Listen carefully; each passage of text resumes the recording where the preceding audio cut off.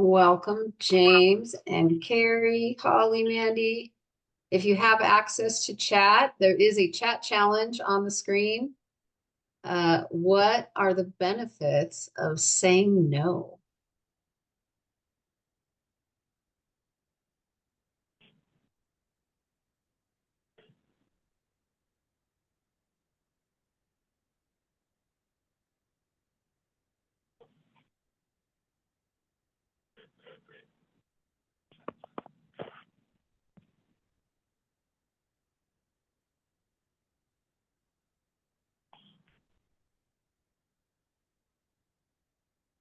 Thanks, James.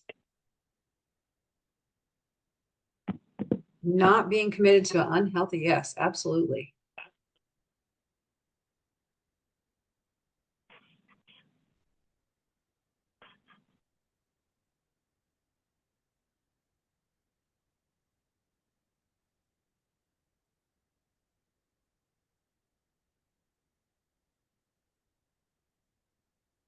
Let's see, Holly, saving space for your priorities. Ooh, you must have gone to the education day. Michael, not overcommitting yourself so you can put your energies in the most important tasks and goals. Absolutely.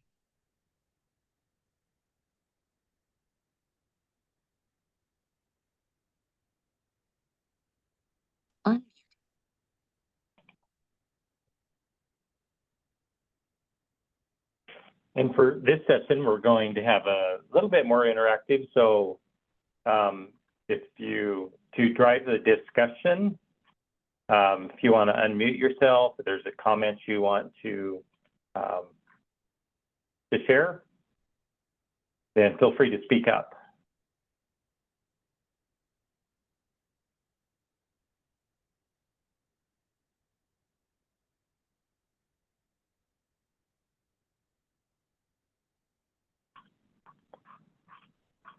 And to do that, you'll have to unmute yourself within the Zoom application as well.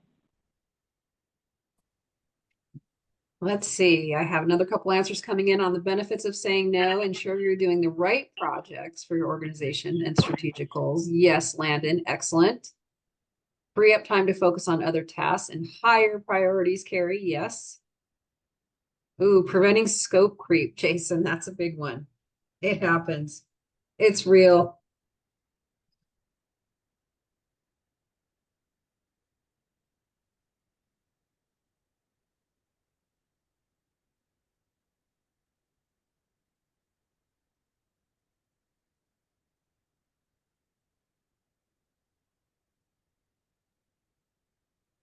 If you're just joining in, we have people typing in the benefits of saying no. We've had some great answers coming in. It might have already been said, but establishing boundaries. Yes, thank you, Rachel. I must have missed it along the way. My apologies.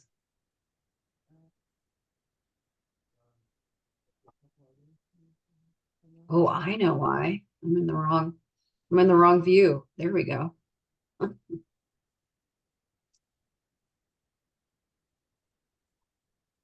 Oh, and you also added building respect too. That was Mandy. Thank you.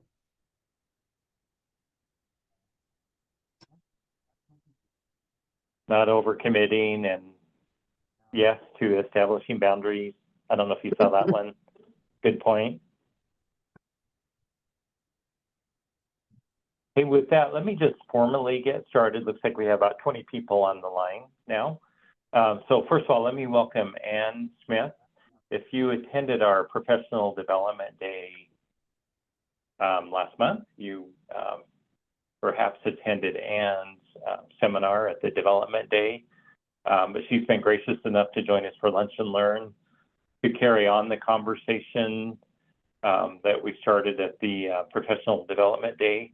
So with that, I'm going to hand it over to Ann, the art of saying no.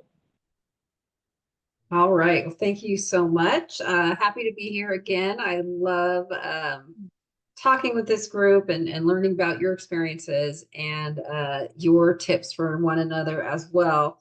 and really, talking again about the tension between, what you feel like you should do and what someone was pressuring you to do, or just feeling like maybe a little hesitant to turn down a request from a boss or a colleague, or even like a family member or a friend or something like that, because you don't want to disappoint them. Um, if you felt like that in the past, you are not alone. It is a very common human experience. And if you attended Professional Development Day, we talked about that a lot. There are a lot of benefits from being able to say a positive no. I say it helps you maintain boundaries, prioritize what truly matters. Lane, it sounds like you might have attended the Professional Development Day too. And there's some great answers typed in there. The three that I kind of think about as definitely something I'd like to address or share are the following three. The first one is just the three are family, sleep, and play. So the first one is, when people get older and people are in retirement homes and they're asked like, hey, what do you wish you had spent more time doing in your life? What is the one thing people never say? Any guesses on that? What do people never say they wish they spent more time doing? Worked more. Yes, nobody, no one ever says, looking back on their lives, gosh, I sure wish I would have worked more. No, that is never the answer. Usually it's spending quality time with family, doing things, really strengthening relationships. And that's the thing that we hear over and over, that people, wish they had done more. And so by saying no, that is one big area that you can open up, which a lot of people are starting to kind of desire more when they're looking at like, how do I carve out some more time for that in my life? The second one, by saying no to unnecessary commitments, you can open up more time for rest and sleep. So really sleep is super important for physical health, mental acuity, productivity, everything that you possibly could link back to your own personal health and happiness. A lot of it can be rooted in sleep. And so again, if you're, working during the day, then logging off, then logging back on and not getting quality sleep, that is something that hopefully saying no can help you with. And the third one is one that maybe you hadn't thought of, and that is actual making room for play. So we don't play as much as adults, but if you think about recreation, sports, going outside, enhancing your creativity, lots of those types of things will definitely not only boost our performance when we are working, but it will also reduce stress and potentially, keep us from burning out on the job. So lots of benefits that you mentioned. Each of these comes with high priority yeses when you're delivering your no's. So we're going to review a little bit what we talked about on Professional Development Day. But before we do that, really quickly, there's lots of ways to engage. You can see that you're able to unmute to answer questions aloud. And I would hope that you would do that, so it's not just me talking today. There's also the different buttons you can use. You can use the chat box. Obviously, you have reactions.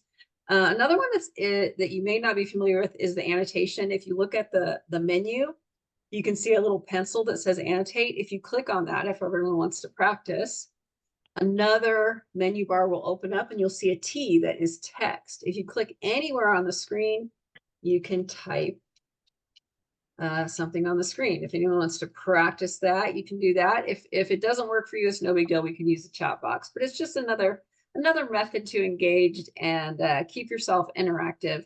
Because as you know, the human brain is not hardwired to multitask. We can all do multiple things poorly, or we can do one thing really well. And hopefully you're able to engage in this conversation. All right, so I don't see anyone else typing on the screen, so I'm going to go ahead and just erase that. And I'll jump in again. This is Brian, the facilitator. Let me turn on my video. So again, normally participants are on mute. So we've unmuted everybody, but you'll have to undo the double mute, undo that. But it would encourage the back and forth, the conversation in this session with Ann. So if you want to comment, or when Ann asks questions, chat's an option, but you can also unmute yourself and speak up. We'd love to have the conversation. All right, well, with that great invitation, Brian, I am going to actually ask someone to unmute and share a time when you successfully said no, and tell us how did it benefit you?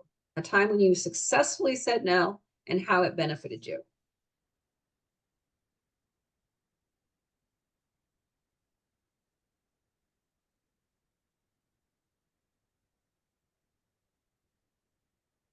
Are you thinking I'm successfully saying no to answering this question and it's benefiting me by not having to talk out loud?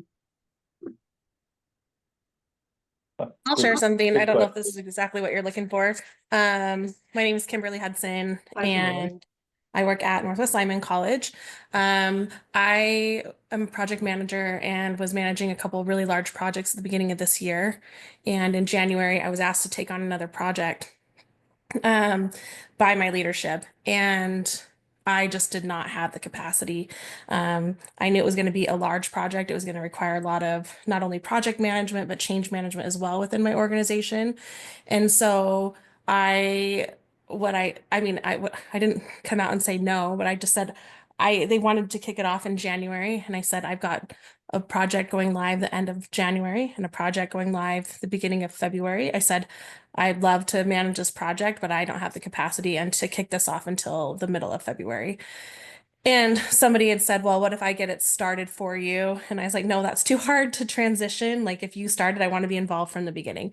So, they understood. And so I pushed back, and they allowed me to go ahead and pick up the project and kick it off in middle of February, like I'd asked. So anyway, I don't know if that's what you're looking for, but that was where I was like successfully able to say no, push back, and give why, and then come up with an alternative that worked for both me and my organization. That's exactly what I'm looking for. And thank you for sharing that. I mean, and it means that you were able to successfully push back and do quality work, right? And also that they value your input and ability to lead the project. Otherwise, they would have just given it to somebody else. So that's exactly what successfully saying no can do for you and your career and the work. The work got done at a higher level because you were able to say no. So thank you for that. How many people you can use your you can either say thumbs up in the chat box, or you can just use your reaction of the hand raise. How many people did go to the professional development day last month? Anybody attend that? I see Jason, Rachel, anybody else? We know Brian did, Kimberly did. I see some thumbs up coming in. All right, fantastic. Well, we're going to very quickly review the process of giving a positive no. And if you didn't attend, it's going to be a quick introduction. So we're not going to spend a ton of time on it, but it's super valuable. I don't know if anybody has had the opportunity to try it out. Maybe when we're done, you can give us an example. But this is from the book, and if you want to explore it more, William Urey's The Power of a Positive No. And basically, it is simply affirming a positive yes. So what he says is, a lot of times, we derive our no from what we don't want to do, right? The other person's demand of us, or behavior. So he says that our positive no, and asserting that positive no, is the actual opposite. It's based in the yes of what our core interests are, our priorities, and what truly matters. So what he says is, if you start with that underlying interest in what you're saying yes to, it allows you to be proactive. So the affirmation is yes. And then the next step is to assert your no. It's simple, it's straightforward, it comes naturally from the yes, and it should be clear and respectful. So that's what that limit is. And then the third one is a proposal of what that yes could look like. So a lot of times we say no, and then we just leave it at that. And we don't really think about like, hey, what could we propose to the person as an alternative, right? What could that positive outcome be? No could be an exercise in persuasion, okay? Not just communication, because what you want to try and do is maintain that relationship even when you're saying no. So, think of practical solutions. Could you, exactly like Kimberly told us, could you offer an alternate timeline? Hey, I can't do it today. I could do it at this other time. Could you offer a different resource? Like, hey, I'm not available, but I know this other person on the team could take that project. They have the skills or the expertise. Or maybe an if then, if you take this off my plate, then I could do that. So there's lots of different ways that you could try to end on a positive note and give an alternate solution. So I'm going to give you 2 examples of what that looks like, then maybe ask if anyone has an example that attended the professional development day, and then we'll move on. We're not going to spend a ton of time here, but this is just A, a reminder for the people that came, and B, an introduction for those that weren't there, but this is what it looks like, okay? The yes would be something like, oh, I truly value our collaborative partnership and the importance of delivering high quality work that aligns with our shared goals. Here comes the no. To ensure I meet the current deadlines for critical projects already on my plate, I'm unable to take on this additional request at this time. Then there's the yes. However, I'd be happy to revisit this once my schedule clears up, or I can connect you with a colleague who might be able to assist sooner. Let me know what works best for you. So that's kind of, Kimberly, exactly what you did, right? So good job. Another example, this example would be more in like outside of the workplace. So this can be used pretty much at any time. It could be used in your family, in your social life. In this particular one, this might be like a nonprofit or a sports league or a church or a social club or something like that. And its example is, yes, I really enjoy spending time with you all and appreciate the effort everyone puts into planning our group events. Here comes the no. With my current commitments, I'm unable to take on organizing the next gathering. And then the yes, I'd still love to be involved and can help brainstorm ideas or take on a smaller role like coordinating RSVPs. Let me know how I can support. So again, I'm not going to be on the planning team. However, I can take this smaller role. So those are just some examples that how you do kind of the yes to what matters most, what's most important, no, clear and concise, and then possibly, if possible, offer a yes solution. So with that in mind, can anyone think of an example of another example of something that is a positive no that follows this kind of format? Maybe someone that came to PDD, or maybe you have one in the back of your mind.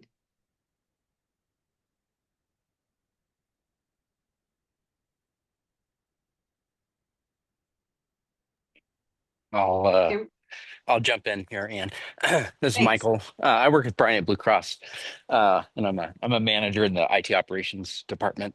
So I don't know if this is exactly what you're looking for, but I think of I'm a people pleaser by nature, so I often say yes at my own detriment. But what I found is when you need to say no, I always called it no, but kind of like you.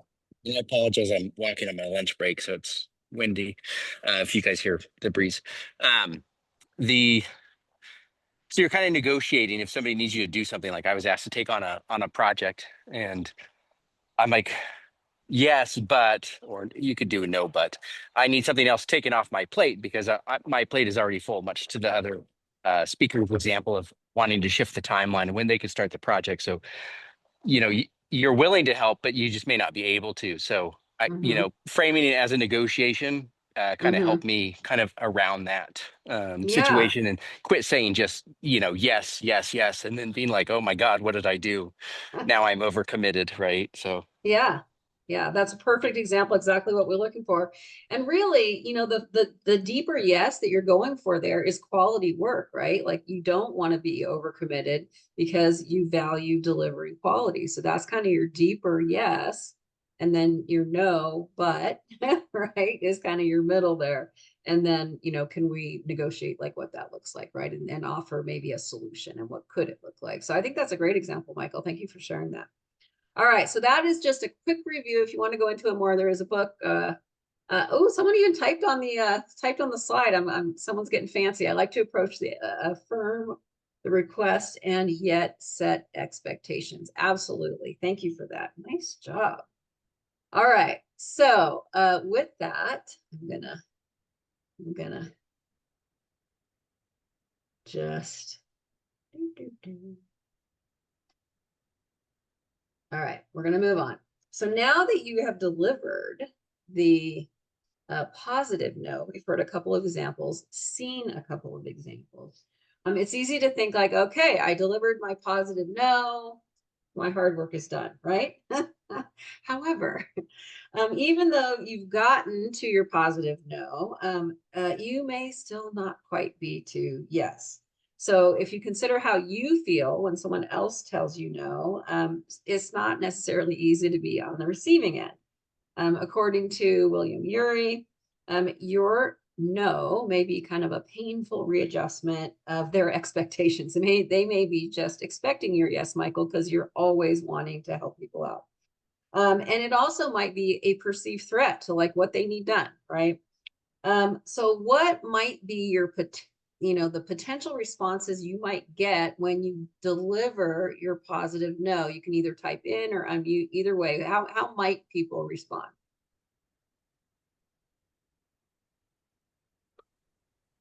Hi, and I can give you a personal example. I'm Lalit Great, Mangal. thank I you. work for Micron Technology. So recently, old colleague of mine reached out to me on the LinkedIn in the evening saying that she need a recommendation for her Stanford college application for the MBA. And I asked her that because I was pretty busy, so what's the priority? Do you need it in a day or two, or can I do it by the weekend? So she, by clearly stating that, I told her that, okay, I'm busy at this moment, so I cannot do it now. If it is urgent, I can do it in a day or two. But if she can wait, I can take my time and put my effort to complete it nicely by the weekend. And so in this way, she was aware of that. Okay, I'm busy. I'm saying no, but I'm also willing to help her. So I can do based on her urgency, either I can do it in a day or two, or if it's not urgent, I will put my time and effort and will try to do it in a nicer way by the weekend. Yeah. And how did she respond? She responded, oh, it's not urgent. You can take your time and do it by the weekend. Oh, that's a great example. And really, you did actually follow kind of that format, right? Because your like positive yes, your original yes was like, hey, I really want to spend some time and do a really good job for you, right? As a recommendation. And then your no was, but I'm busy right now. Can you tell me what the priority is so we can figure it out? So I think that was really, really well done. So thank you for that. All right. So anyone have ever experienced a negative reaction when someone told you no, or you told someone no? What kinds of negative reactions have you gotten?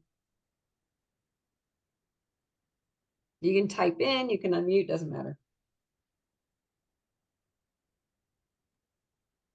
A lot of times it results in avoidance.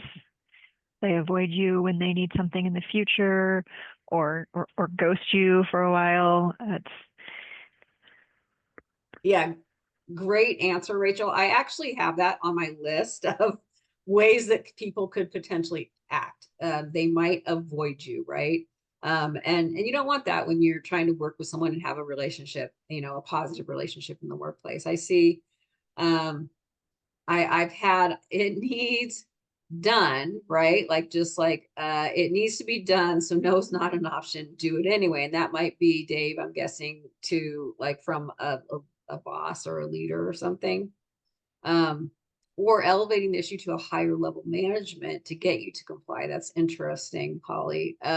Yeah, and sometimes the no doesn't work that way, right? Exactly the way that you planned. And so you have to anticipate what other things might the person say other than like, oh, okay, I appreciate your honesty or something.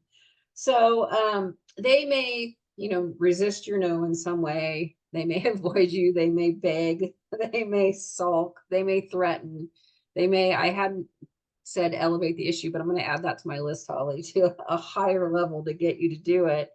And so you have to think about, well, how can I deal with that reaction and help get to a place that is a win-win for both of us? So anyone have any ideas of how you could deal with the reaction to help them say yes versus you're going to do it anyway? I see they go above you. Yeah.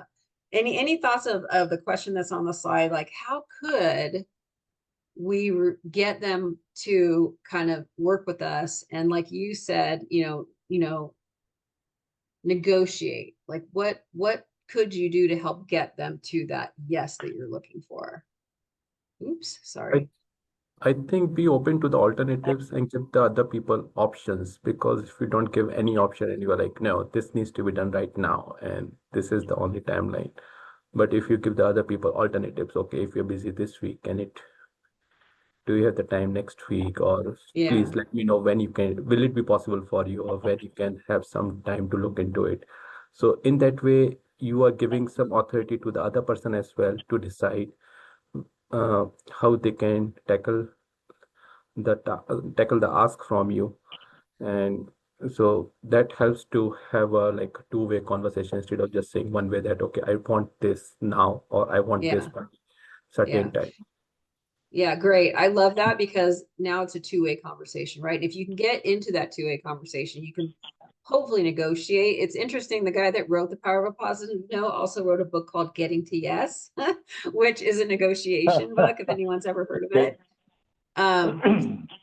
So Yeah. that's one thing to do. And if you've given them your options, but they don't like your options, you could ask, well, what other options do you have? Like what works for you? So I like that questioning. I see maybe align the reason, Madeline, for the no with organizational values and strategy to help encourage alignment. So like align your reason to that higher priority, that more important yes, either in the values or in what your organization is trying to achieve. Is that, did I say that right, Madeline? Yes, exactly. Okay. Yeah, absolutely. Right. So we as an organization said that we're prioritizing this, and what I'm working on right now aligns to that. I think we've had good feedback. To add to that, I would say affirm or recognize the person's request that, I hear you. And I really like the way Kimberly stated it of, not, yes, I hear you, and here's what I can do. Right. And not automatically jumping to, yeah, I'll do that for you. Exactly. And so there is kind of that balance there, right? Thank you, Brian. Other And thoughts depending on who it is in the organization too, yeah, that will be important on just how you craft your reply. A vice president in an organization, you might say it differently. But well, and I think like the it's way important too, if you can be honest with just where you're at with your workload and help make choices. Well, I think Madeline's answer was really great for like a VP, even like, hey, the reason for my no is aligned with this particular value, right? Or this strategy that we're going after. And they were probably involved in setting that strategy. So that might be a great way to answer it. Or even with your direct manager, it could be like, hey, you've asked me to do these 3 things that are now on my plate. Which one could we deprioritize to get to this new thing that is important for us, right? Obviously it's not, always going to be possible. We recognize that, but we're just trying to give you some strategies or ideas. Does anybody else have any other ideas before I have a few tips to add? Anything that's worked for you in the past? Yeah, in my experience, hey, this is Jason, University of Idaho, IT. Sometimes there's a process that they need to adhere to, like a project request and intake process, and you can say, well, it hasn't been prioritized and gone through due diligence in that regard. So that may be a prerequisite. Another thing I was going to say is alternative resources. Maybe limiting, obviously, if there's no other person that can do it, but talking through that with them, maybe they haven't thought of that, or maybe there's a department or other unit that can help take on that work. Or you might say, you know, if you have funding for this and you need help with implementation or whatever it is, can you pay the vendor to do, you know, the project management or coordination on that side? So there can be a lot of alternatives potentially, or reasons why, hang on, let's take a step and make sure we're going through the right steps. All of those are really great ideas. All three of those ideas are fantastic. And I see Dave wrote, in line with the organizational goals, providing conservative data on workload forecasts has worked. We ended up hiring more people, so long-term was better, even if short-term was painful due to the increased workload. Yeah, absolutely. And even like you said, maybe Jason, if you have the budget, you could even bring on, you know, someone, you know, temporarily, right, just to fill that role or to get that project across the line. So lots of really good ideas. I think that the driver behind this is like not the automatic yes all the time that's going to potentially bring down the quality of your work and, you know, get to a burnout place where, you know, you're not going to be performing at your highest level, right? Some other, anyone else have any other ideas?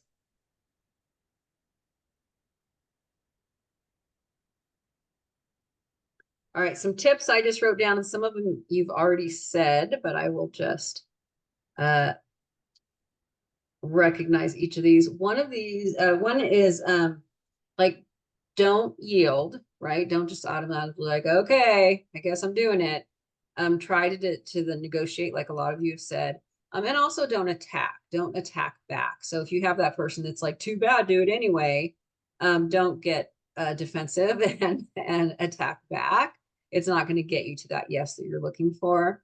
Another one is if they tick you off in any way, just pause, take a breath before you respond.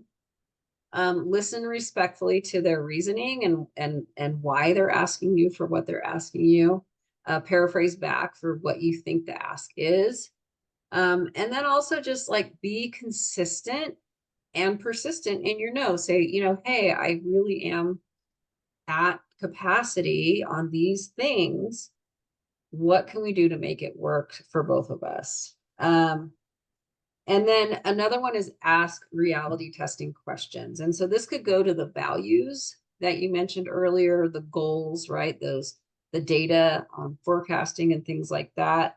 Or you could just be like, well, what will happen if we can't reach agreement right now? You know, what are the costs for both of us if we have to go to our boss to have them solve it for us, right? Or, you know, if you're having a conversation at home, have you thought about how it will affect our family if we can't respect one another's needs in this moment, right? So you could just ask some thoughtful questions to sort of get them back into the conversation with you. All right, any other comments on that before we move forward? All right, the next thing that is recommended by Yuri is to consider your plan B. Okay.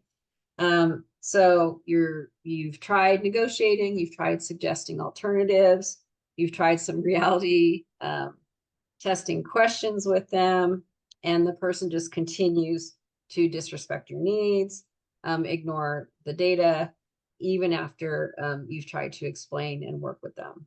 So you may need to just consider, well, what consequences am I willing to employ if they don't respect your needs? So you would want to use something that's logical and at the right level to their action. So if you are working on a contract, is it possible to terminate the contract?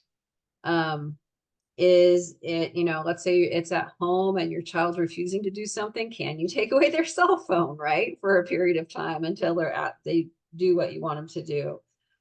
Is it, are you willing to, you know, go to someone else to negotiate? Are you willing, you know, are you to the point where you're burned out? Are you willing to explore and look for a new position? You know, what is it that you're willing to do if it continues to go in this vent? So consider that, like, what is it? What does that plan B look like for you? And, you know, you need to You may need to deploy your plan B, let them know about what the consequences might be, and then follow through. If you withdraw your cooperation from them, it might bring them back to the negotiating table. It might better educate them, and you might be able to build a better relationship and get to that win-win. If not, you may have to go forward with plan B, whatever that looks like. If you are going to terminate the contract, leave the position, explore other opportunities, always be respectful and leave the door open. You know, sorry you won't have your cell phone this week. When you're able to get your homework done, you'll be able to earn it back, right? So don't confuse respect with weakness. Be respectful, keep the door open, and move forward. Now, are there times when you absolutely just have to go along with the request after you've gone through the process? Yes, those times will happen. But at least you have made your best effort to get to where you wanted to go. All right. So this is kind of a cool look at what is an essentialist mindset. So according to Greg McKeown, in his book, Essentialism, The Disciplined Pursuit of Less, he says that the art of saying no is really what it takes to get to an essentialist mindset. And it's really living intentionally, working towards those things that matter most versus living reactively. So do you on a daily basis live intentionally, or do you live reactively? Think about that for a minute. So the essentialist mindset, according to McKeown, is prioritizing the vital few over the trivial many, eliminating non-essentials, clearing obstacles. It helps us focus our areas of highest contribution. It makes a meaningful execution almost effortless. So this is the difference here on this table between like non-essentialist versus essentialist. You know, if you're a people pleaser, you might be like thinking all things to all people. I have to, it's all important. How can I fit it all in?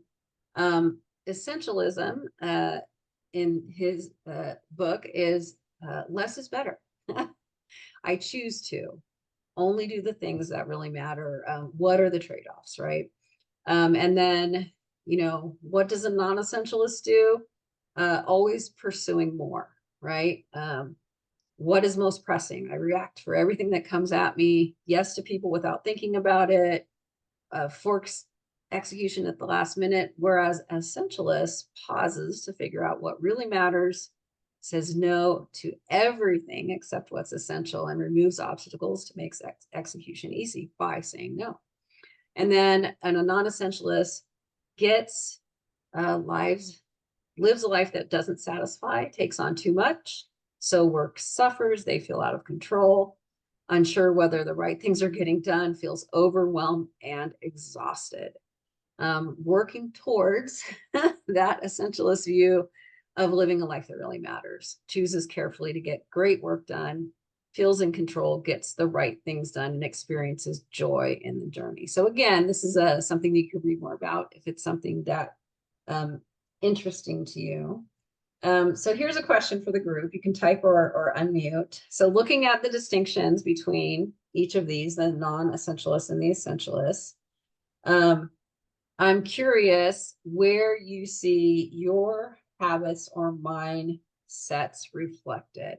Do you see more on the non-essentialist side or the essentialist side? So you can either type into the chat box N for non-essentialist or E for essentialist, or if you have the annotate, you can grab the check mark and you can either check over on this side or you can check over on this side. Where do you see your own habits or mindset currently leaning towards? So it could either be a check on either side, or you could either type in N or E. Oh, I see lots of E's coming in.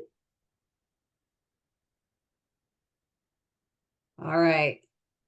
Lots of E's. That's awesome. Some N's, few N's. That's okay too, because it's good to have some self-awareness so we know where we want to put our energy and effort.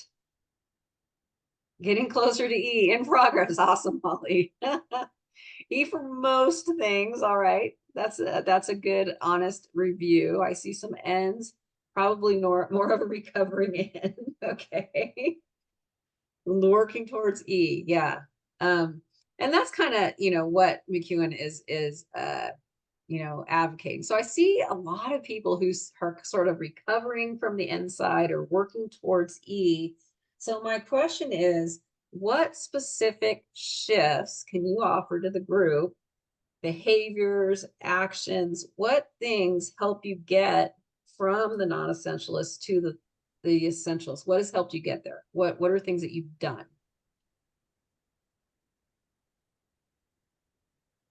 I had a long time ago, I had a manager who said to stop over promising and under delivering and then do the opposite, right? And that was kind of like I was early in my career and I was like, what? And that just blew me away.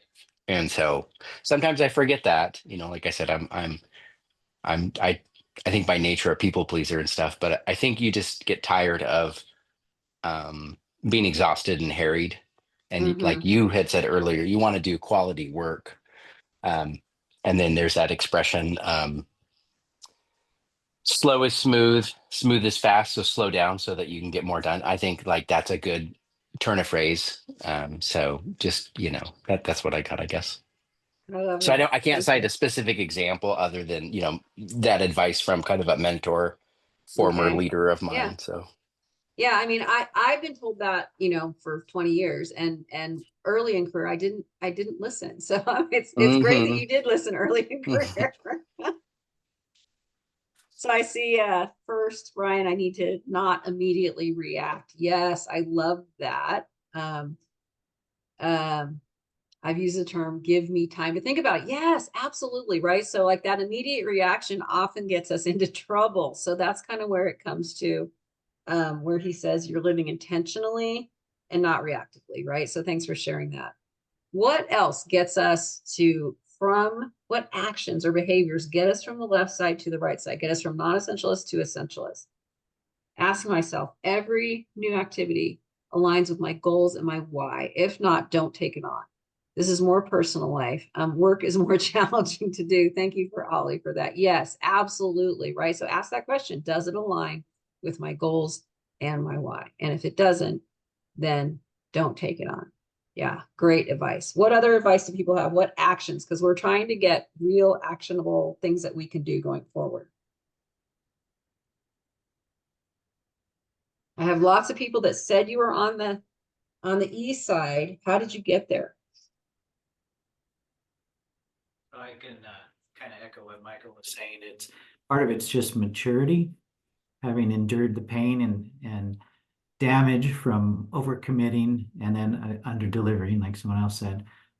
You just kind of learn. And only for me, I'm a consultant, so sometimes you have to take it, because of the client.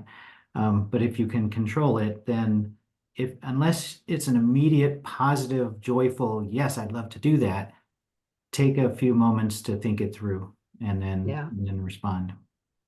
Yeah, and that aligns well, Victor, with what Brian said. Can I get back to you on that? Like think it through, right? Yeah. So I appreciate that. Thank you, Victor. And I'm a consultant too. And it's interesting. I'm 3 years into my business. When I first opened my business, I was taking on everything, thinking that it was my only way that I was going to get business. And I learned that was definitely not sustainable. So I got more aligned with that question that Holly talked about, asking, does it really align with my goals and my why? All right, I see Sarah, so good. Scheduling time blocks to do essentials, important items, and letting other things wait. I love that. Like scheduling, like I schedule project work on my calendar. And during that time, I close my email, I shut everything else down, I don't pick up my phone, and I actually work on the critical thing that I said that I was going to. Time blocking, Sarah is golden. It works so well. And I even have time blocks like I'm going to answer emails for this time block, right? And then I'm going to close my email. Yeah, really good. Learning your limits from experience. Absolutely, Russell. You have to protect your own peace of mind. If you're taking on too much, you won't be doing your best work. Yeah. And you may become miserable, right? Thank you, Meredith. I need to drop. Oh, okay, Jason, thank you. Yeah, so all these are really good tips. I think the time blocking is a great one. Hard to push back in a startup when quality is going to suffer. Putting numbers together made it easier. Oh yeah, numbers, absolutely right. Get the data to go to bat for you and help push back. Yeah, absolutely. So having the data behind you is always helpful as well to get to that essentialist mindset. It's kind of interesting as people, it sounds like, I think Victor said, you know, just having that experience of like learning those lessons along the way. I think some people that I know that I've met that are kind of early in career came into career sort of like early or post COVID and actually came into their careers with this essentialist mindset going into their careers. And it's kind of changing the dynamics of the workplace. And it's just how do we all get to the same place so that we're all working on the most important priorities, right? So all really good advice. Okay, 2 tools, one of which you may have seen before. Let me show this one. Who's heard of the Eisenhower Matrix or seen it before? This is very common. It's been around for a long time. Give me like a thumbs up or a yes, hands up or something if you've heard of it before. Okay, so this is not new. It was originally just designed to help people prioritize their time, where to put their energy, what can I discard, what can I delegate, all those types of things. It's also called the urgence importance matrix. And it was named after Dwight D. Eisenhower. Yes, it's known as it's named after US President Dwight D. Eisenhower, who is known for his productivity and his decision making. And he emphasized distinguishing what is urgent and what is important, and would push back on his senior cabinet members to say, is this the most urgent thing? And that's why it was named after him. So it also was made famous in Stephen Covey's book, The 7 Habits of Highly Effective People. If anybody has read that, that also made it really famous. It's really simple.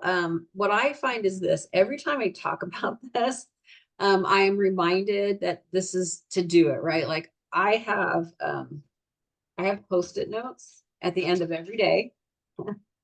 And I write down what I'm going to be doing the next day. And this is how like fancy my my process is. I write down all the things that I'm going to do the next day. And then I prioritize what needs to be done first, aligned with what's most important, right? So really quickly, this is what it looks like. The first quadrant is urgent and important.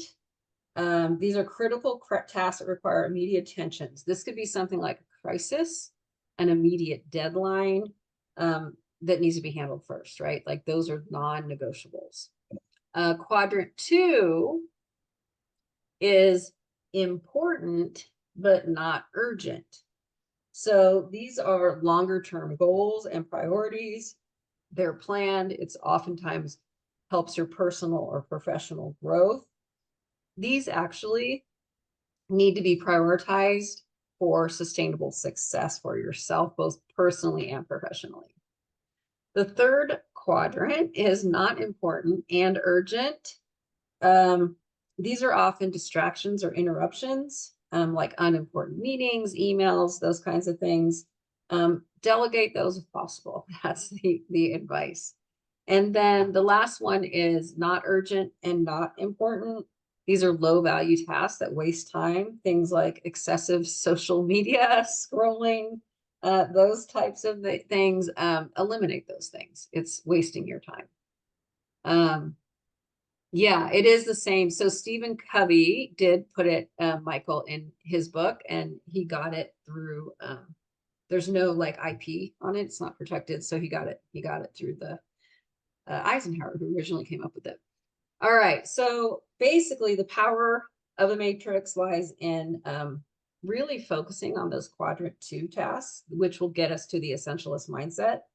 It's, you know, how do I make meaningful progress and make the most of my time? It's what are those things that are most important but not urgent? That's where we're going to invest our time.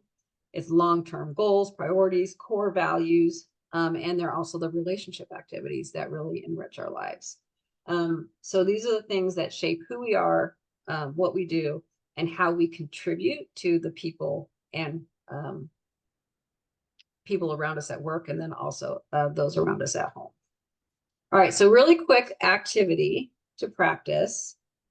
Take a moment, just like I do every night, and brainstorm the top 5 things that are on your to-do list right now. Like, what are they?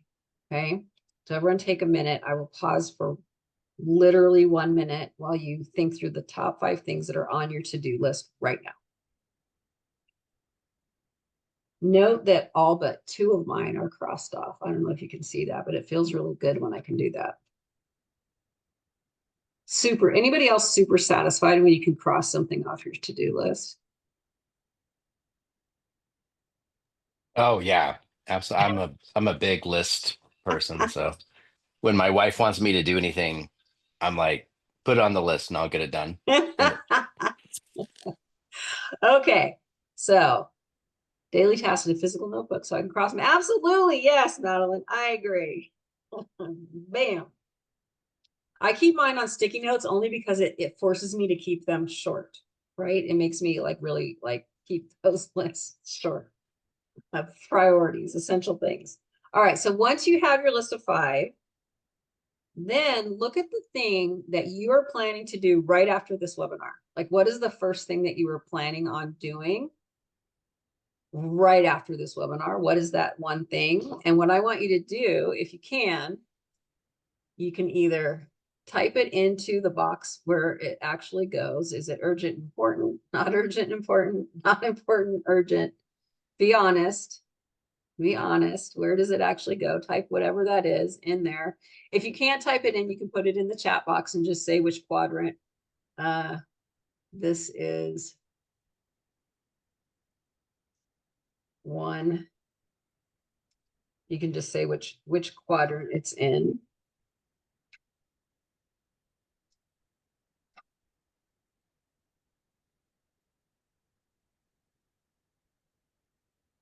You can either put it in the quadrant itself or you can just type it. Where does it actually go?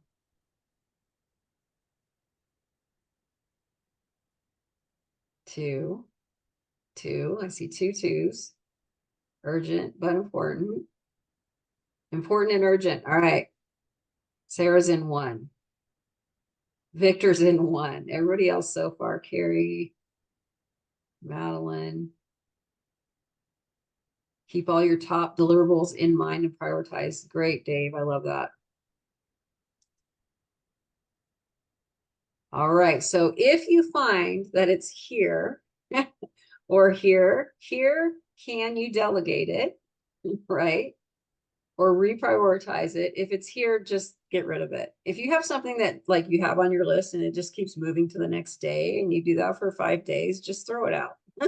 You don't need to get it done. All right, so that's one tool. Okay, it's classic, but it works. It's very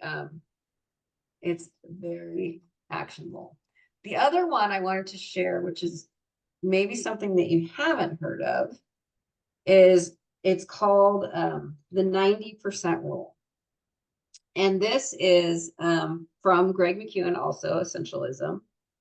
And he says it helps him prioritize and making sure the things that he's working on are essential, okay, or doing too.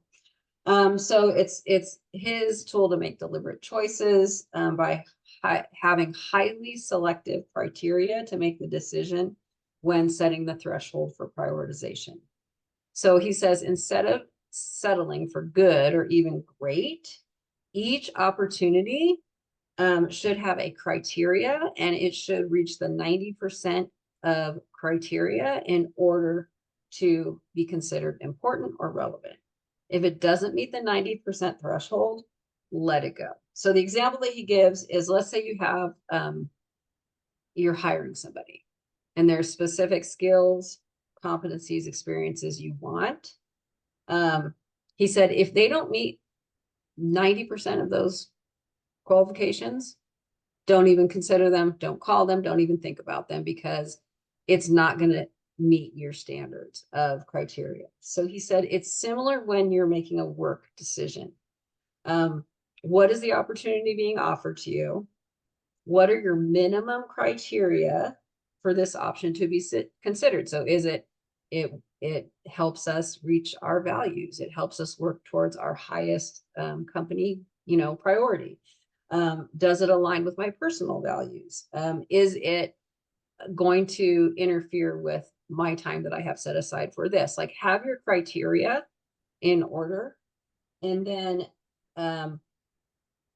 those ideal criteria, consider that whatever that ask is, and does it meet that 90% criteria? So what are the minimum criteria? What's your ideal criteria to be approved? And does it meet that 90%? So that is just kind of a new way of looking at it. And I never looked at it before to like that level of certainty of like, oh, if it's not 90% aligned with all of these things that are important to deciding if it's essential, then I'm not going to do it. So just another way of looking at it. You may or may not agree with that. All right, with that, this workshop was based on a lot of research, a lot of different information went into it, but the books that I mentioned specifically already are Essentialism by Greg McKeon, Power of a Positive No by William Ury. There's another one that's great. It's called 50 Ways to Say No by Elizabeth Andrews. And then there's an article as well. So feel free to explore more. And now that you know some strategies that I've shared, also that your colleagues on the call have shared to deliver positive no, you know what an essentialist mindset looks like, how to prioritize your task. Will you become a master at saying no? What do you think? Are you now all perfect at it? Are you going to go forth and be an essentialist from now on?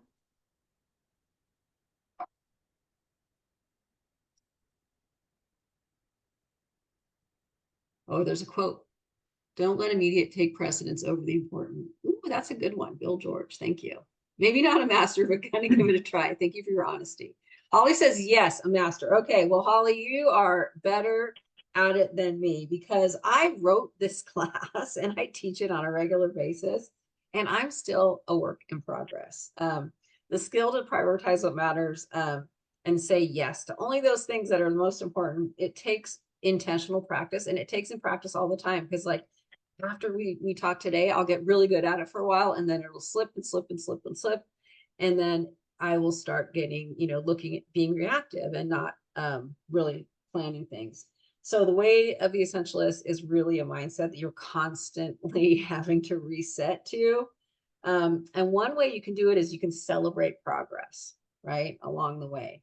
Instead of going for like big, flashy wins that don't really matter as much, essentialism pursues small, simple things in areas that are most essential. So as we close off today, we have 2 minutes. I'd like you to consider one small thing that you're going to do to focus on what matters most. Is there a particular task that you're like, you know what, I'm going to say no to that immediately? Or is there a criteria that you're going to develop? Like, what is one criteria that you're going to include in all your decision making? Or is there a particular person that you're going to work on being able to give that positive no to that you struggle with? What is one small win you can make? So I will share one with you. I recently said yes to a friend to dog sit for her for 2 weeks. And it really was not the ideal time. And so I said yes. And so my next decision, my one thing is, next time she asks me, I am going to pause, Brian, and I'm going to align with my criteria before I say yes. So that's my one thing. So what is your one thing? Everyone type in one thing that you're going to do. Specific person, specific criteria, specific project. Like, what's one thing that you can do to work towards that essentialist mindset? Get back to identifying 3 items for each day. Great, Sarah. Take some time, even if it's just a couple of hours, to think through, ask, immediate. Think about the ask versus the immediate response. Thanks, Holly. Agreed. Your top 3, James. Going to prioritize my task list. Yes. Thank you, Lalit. Use essential, non-essential list matrix. Brian, are you able to send this out to them? Yeah, we'll share this with Okay, through the great. Chapters YouTube channel, but I can share it Perfect. as well. Um, Hey, and yeah. hey, and Ann, I'm sure that you've piqued the interest of several on the call today. If they wanted to engage further with you, will you share your contact information as well? I will, and then we're done because we're out of time. There we go. Ann has actually worked with my team at Blue Cross, I don't know, it's probably about 2 years ago, and highly recommend bringing her in to work with your team. It was a great one-on-one experience, if you will. Thanks, Brian. Appreciate it. All right. I love that you all have a plan going forward. It was really great having you all share your ideas. It makes it much more meaningful to the rest of us. Have a wonderful week. Thank you. You as well. Thank you, Ann. Thank you. Thank you.